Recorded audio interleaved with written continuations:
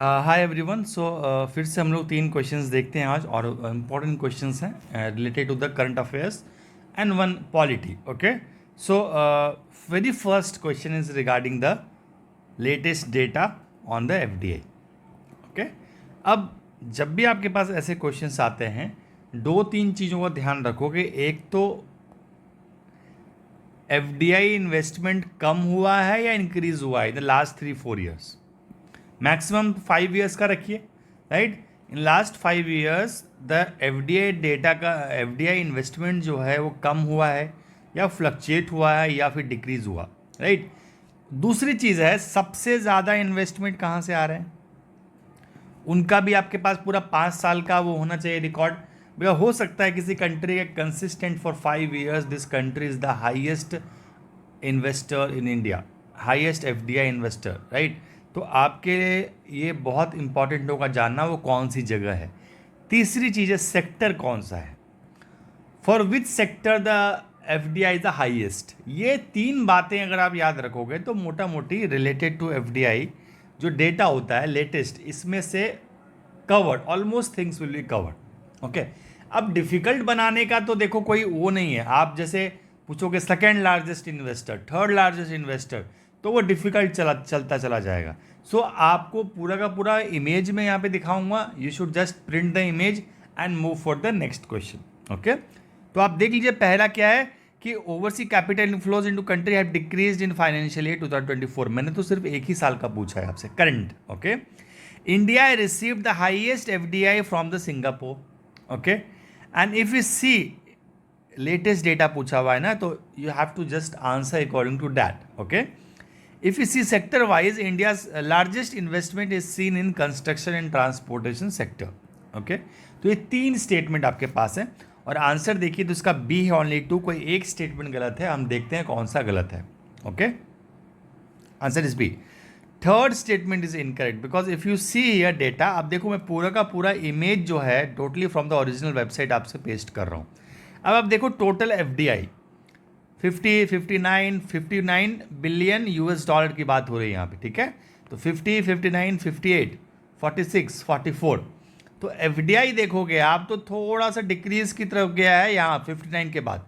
2021 के बाद आप देखो यहाँ थोड़ा सा फ्लक्चुएट हुआ है, फिर यहाँ पे थोड़ा सा ज़्यादा फ्लक्चुएशन देखने को मिला है और इस साल फिर थोड़ा सा डिक्रीज हुआ है, राइट। तो FDI we can't say it is rising steeply और decreasing steeply.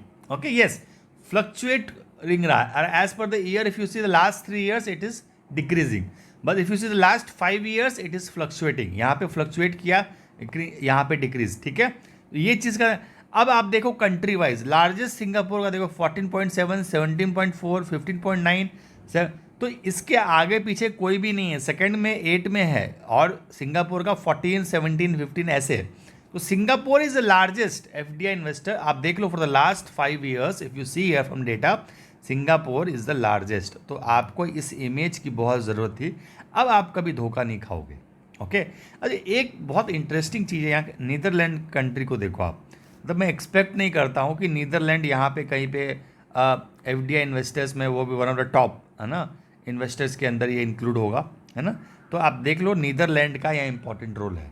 Netherlands has become the part of the one of the biggest FDI investor, right, in India.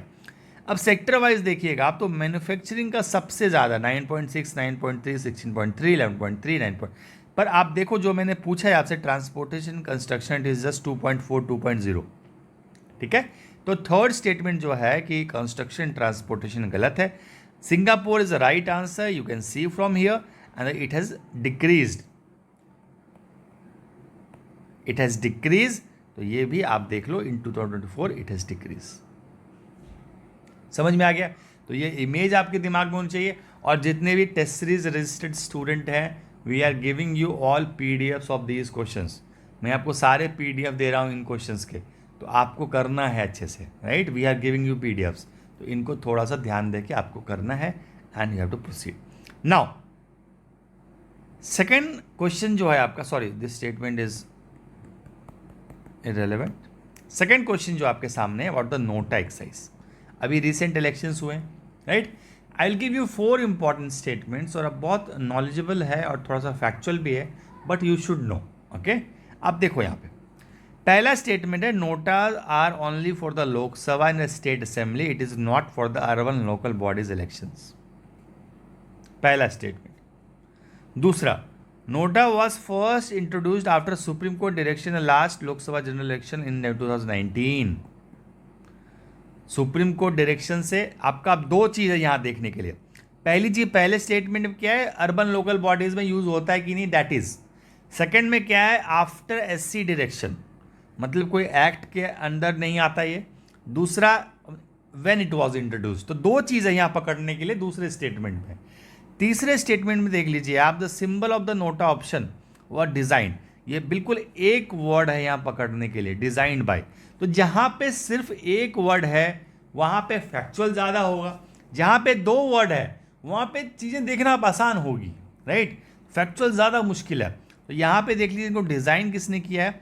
And NOTA can not be considered for determining the for future of the security, मतलब पैसा गया, आपने जो security deposit किया.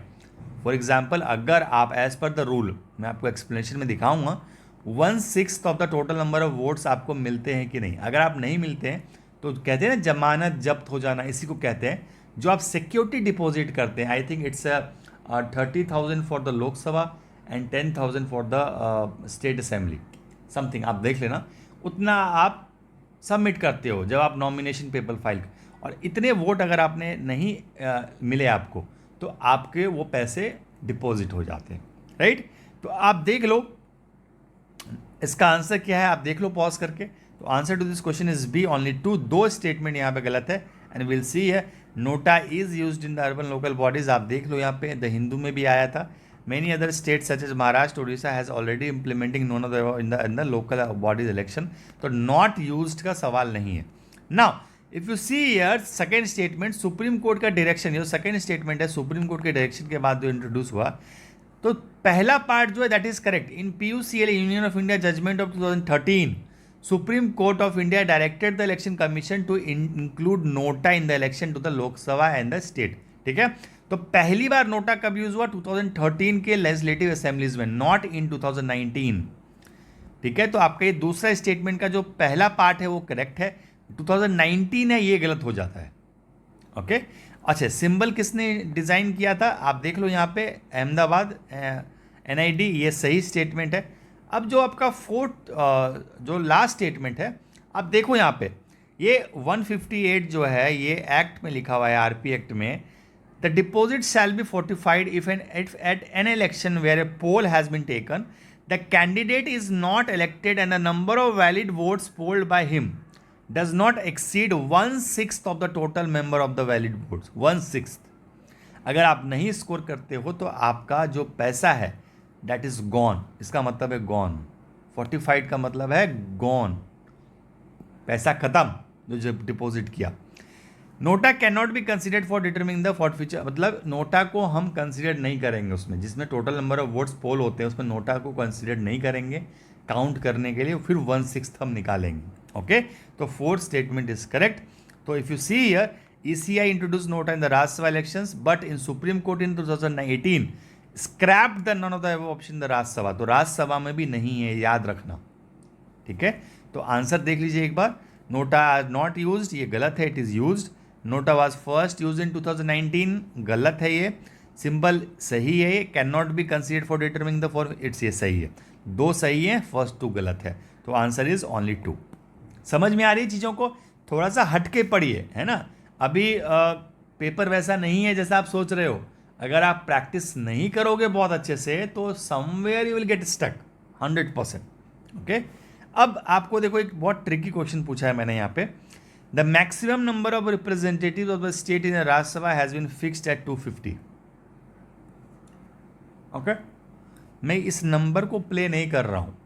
ये जो number आप देख रहे हो यहाँ पे, ये नंबर मैंने प्ले नहीं किया है. ये तो आपको बहुत इजी स्टेटमेंट है.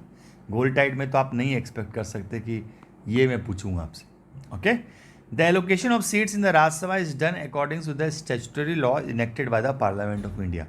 जो सीट्स एलोकेशन होती है राज्यसभा में as per the law established by the parliament. मतलब पार्लियामेंट ने कोई लॉ बनाया उसके अकॉर्डिंग, ठीक है। पहला स्टेटमेंट आप देखो, the representatives of the states. अब आप देखो क्या ट्रिक है यहाँ पे। द मैक्सिमम नंबर स्ट्रेंथ जो राज्यसभा की वो 250 है 100%, but out of which 280 are to be the representative, 238 जो है हमारे, वही तो रिप्रेजेंटेटिव्स है ना। 12 तो हमारे नॉमिनेटेड है, वो रिप्रेजेंटेटिव कैसे हो गए? They are not the representative of the states. समझ में आई यहाँ पे वर्ड प्ले? वो रिप्रेजेंटेटिव नहीं है स्टेट्स के, they are the nominated members. तो we can't say they are the representing any states, they represent the entire country, right. वो स्पोर्ट्स की बात करेंगे या म्यूजिक की बात करेंगे या आर्ट की बात करेंगे, culture, they are not the representative of the states. तो ये जो पहला स्टेटमेंट है ये गलत है।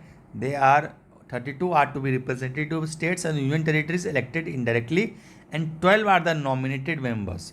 Question is asked about the representative of the state. समझ में आया पहला गलत क्यों है? दूसरा गलत क्यों है? Because it is according to the 4th schedule, ठीक है। 4th शेड्यूल के अकॉर्डिंग राज्यसभा में सीट्स एलोकेट होती है, ना ही according to the act by the parliament.